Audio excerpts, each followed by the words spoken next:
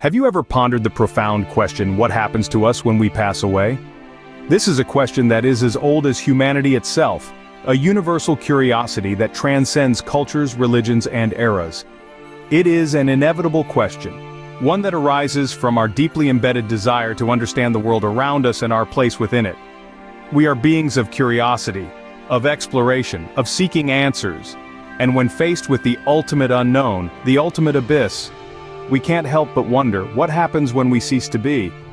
Throughout history, every culture, every society, every generation has grappled with this question. The ancient Egyptians believed in an afterlife, constructing elaborate tombs and rituals to guide the departed on their journey to the underworld. The Greeks and Romans had their own complex mythology surrounding death and the afterlife. In the East, concepts of reincarnation and karma have played significant roles in shaping views of death. And yet, despite the myriad of beliefs and interpretations, there is no definitive answer. This is not just a question of faith or religion, but one that also invites philosophical and scientific contemplation. Philosophers have long debated the nature of consciousness, the self, and what it means to exist. Is death the end of consciousness or merely a transition to another state of existence? Science, too, has its own perspective. While it can explain the physical processes that occur at the end of life, it struggles to shed light on what happens to our consciousness, our sense of self. Biologically, death is the cessation of all bodily functions, from the beating of our heart to the firing of our neurons. But does this mean the end of us? In our quest to understand, we turn to science for some answers. Though it may not provide the complete picture, it can help unravel some of the mysteries surrounding this universal question. What happens to us when we pass away? As the heart ceases to beat, the body enters a state of profound change.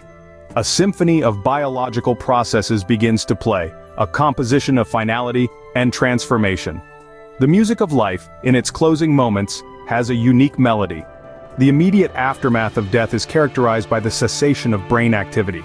The brain, a bustling city of neurons and synapses, falls into a silent slumber.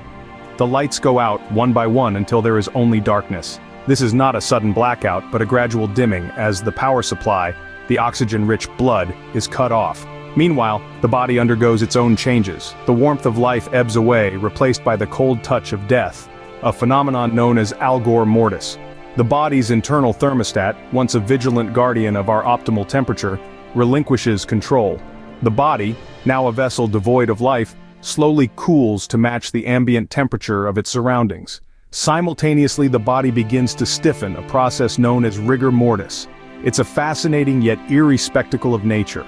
The muscles which once danced to the rhythm of life now contract and harden.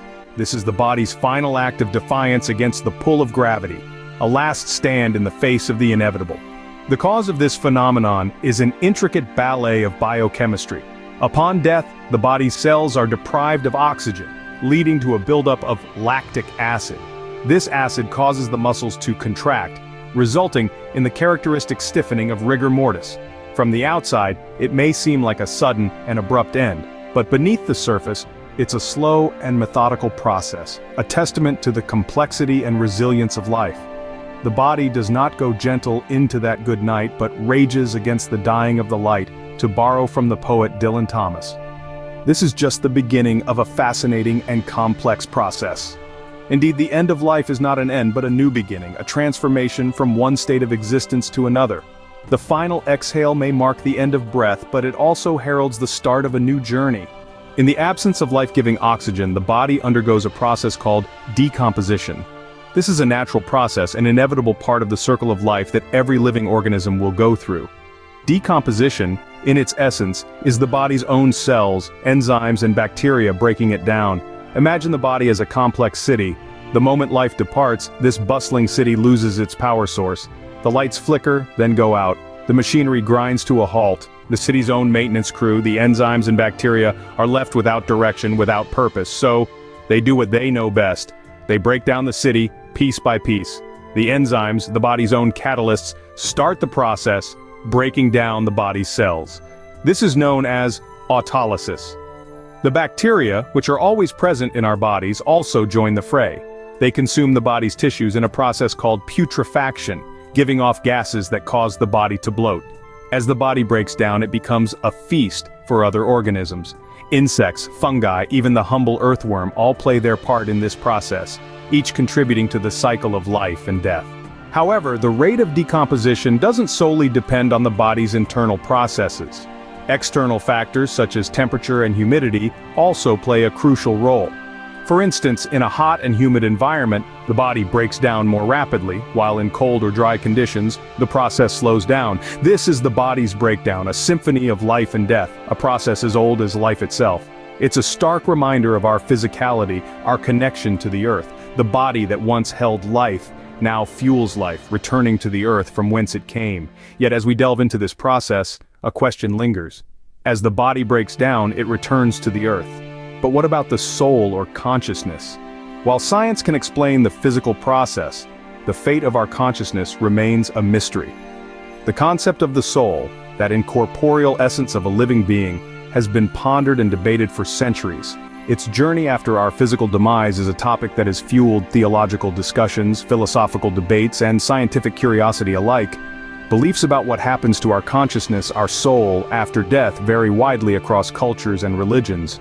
Some hold the conviction of an afterlife, a realm of existence beyond our mortal coil, where souls experience either eternal reward or eternal punishment based on their earthly deeds.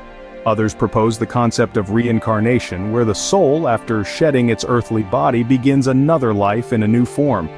This cycle of birth, death, and rebirth continues until the soul achieves a state of ultimate enlightenment. Yet another school of thought suggests that our consciousness merges with the universe, becoming one with the cosmic energy that permeates all things. This belief asserts that our individual consciousness is but a fragment of a larger universal consciousness. Science, on the other hand, has yet to provide definitive answers. The existence of the soul, its journey after death, the possibility of an afterlife or reincarnation all remain unproven. Some scientists suggest that consciousness is a product of complex brain functions and ceases to exist once brain activity stops. Others explore theories of quantum consciousness, suggesting that our minds could continue to exist in the universe in some form. Despite the lack of empirical evidence, the question of our consciousness after death fascinates us. It compels us to look beyond the physical, to ponder the metaphysical. It challenges our understanding of existence and encourages us to explore the profound depths of our own self-awareness. The mystery of our consciousness after death continues to perplex and intrigue us. In contemplating death, we're prompted to reflect on life. These 10 words, so simple in their construction yet so profound in their meaning, encompass the essence of our mortal existence. They're an acknowledgement of an inescapable truth. We are all on a journey towards the end of our physical lives, yet this understanding can paradoxically illuminate the preciousness of our lives.